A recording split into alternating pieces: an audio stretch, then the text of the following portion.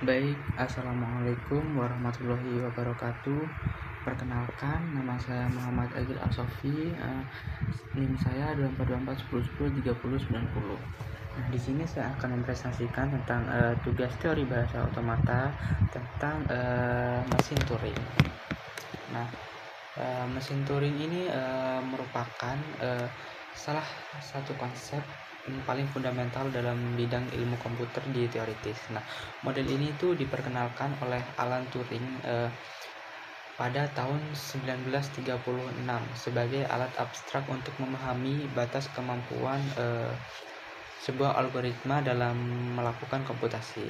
Nah, Turing ini tidak merancang mesin dalam bentuk perangkat nyata, melainkan sebagai kerangka logika yang menggambarkan bagaimana sebuah mesin itu dapat membaca, memproses maupun memanipulasi data. Nah, pada dasarnya mesin Turing ini menunjukkan bahwa proses komputasi yang kompleks dapat direduksi menjadi serangkaian langkah sederhana. Nah, jadi untuk ngebaca simbol atau mengubah keadaan mesin mereka itu untuk menulis simbol baru. Jadi Turing mesin itu mampu ngejalanin berbagai program hanya dengan beberapa instruksi tersebut. Nah, konsep ini juga menjadi fondasi perbedaan antara hardware dan software pada komputer modern. Nah, untuk elemen-elemen mesin Turing ini ada pita atau tape, kepala baca, head atau status internal, state, simbol, alfabet, fungsi, transisi. Nah, untuk pita itu sebuah memori yang berbentuk jalur panjang tak terbatas yang terbagi menjadi sel-sel kecil setiap menyimpan satu simbol. Nah, pita ini berfungsi sebagai terima input, output sekaligus penyimpanan sementara. Nah, untuk selanjutnya ada kepala baca atau head. Nah, kepala ini tugasnya itu bertugas untuk ngebaca simbol pada pita tersebut. Nah, jadi tugasnya itu untuk menulis simbol baru dengan menggantikan simbol yang lama.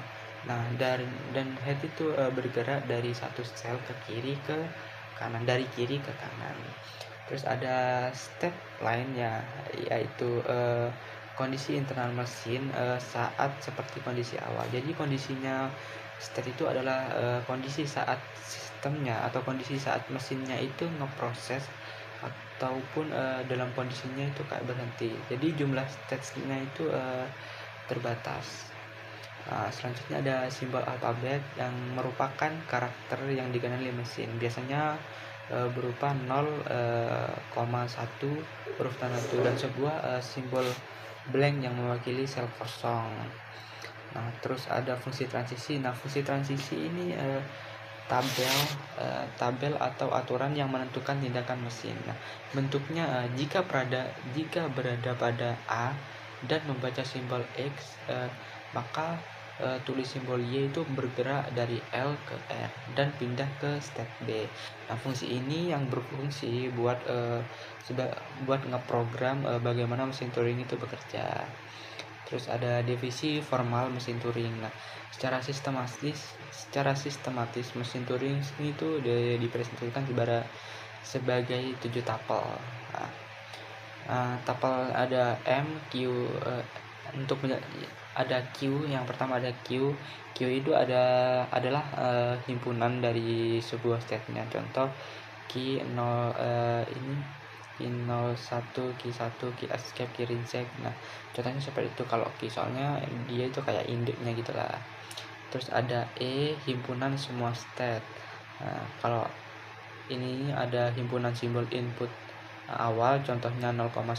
Terus ada R, himpunan yang simbol pitanya itu lebih lengkap daripada simbol yang ini, simbol input awal, jadi lebih lengkap. Nah, terus ada ini fungsi transisi yang menentukan tindakan mesinnya. Terus ada key 0 state awal, ada key escape yang menerima permintaan ketika mesin itu berhenti buat menerima input. Kalau key reject itu kebalikannya. yaitu state penolakan, di mana ketika mesin berhenti itu kita dari queue reject itu akan menolak inputnya. Nah, untuk ada contoh studi case-nya ini misal mengubah seluruh simbol O pada input OO menjadi satu lalu berhenti. Nah, ini mesinnya yaitu ada input 0, terus ada simbol 0,1, ada state key 0 dan key escape. Nah, di mana key escape sendiri untuk state yang menerima, terus state awalnya ada key 0. Nah, aturan jadi transisinya ini kayak jika mesinnya itu ngebaca 0 terus mengubahnya menjadi 1, itu bakal gerak ke kanan tapi tetap di key 0. Artinya jika mesin membaca blank atau tidak perlu menulis apapun, gerak ke kiri masuk ke state akhir. Untuk simulasi eksekusi, kondisi awalnya adalah pita 00. Oke, head atau kepala berada pada 0 pertama, terus ada state key 0 key 0. Nah, langkahnya sebenarnya ada state key 0, terus ada simbol bacanya itu 0, terus ada aksi nanti tulis kayak tulis ketik 1 terus R key 0 kayak gitu. Jadi mesin Turing ini pada contoh ini berhasil merubah input 00 menjadi 11. Nah, sesuai aturan yang diberikan, proses tersebut menunjukkan bagaimana mesin Turing bekerja secara deterministik. Nah, melangkah selangkah berdasarkan aturan transisi hingga mencapai kondisi berhenti. Nah, contoh inilah yang memperlihatkan bagaimana operasi sederhana itu dapat menggambarkan prinsip dasar komputasi modern yang ngejadiin landasan bagi perangkat jalur digital. Kurang lebihnya seperti itu. Mungkin itu saja dari saya, kurang lebihnya mohon maaf bila ada kata salah kata. Assalamualaikum warahmatullahi wabarakatuh.